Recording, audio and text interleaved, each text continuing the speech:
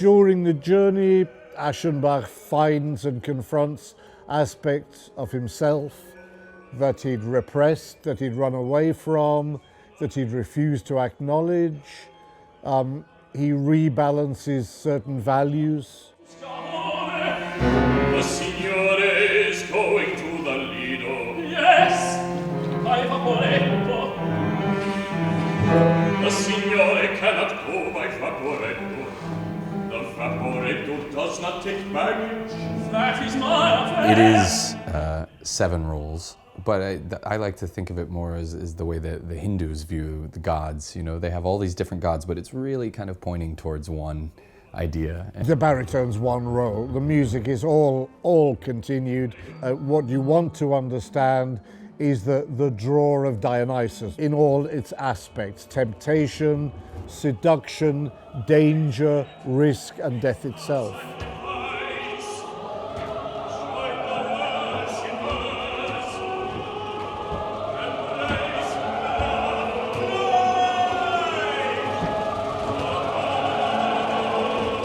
Graham Vick is absolutely my kind of director. I like a director who gives me the room to come up with ideas, but who also guides me.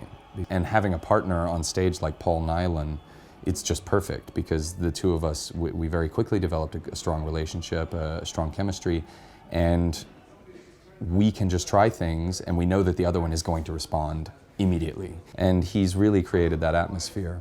And I think that's his greatest gift, is creating an atmosphere where everyone in the room feels like they can take a risk. Well, I hope that the opera will pose a series of complicated and different questions to whoever watches it. It's far from a prescribed didactic piece.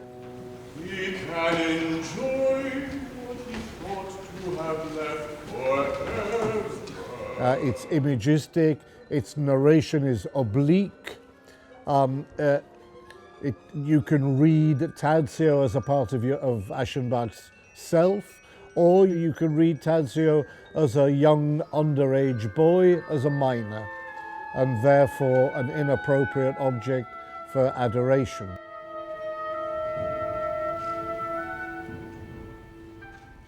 You can see Aschenbach thrashing with his own psyche, or you can see an uncomfortable middle-aged man coming to terms with the fact he likes little boys. Everything's there, but it's not only one thing, and to think it was that would be to reduce the richness and complexity of the work.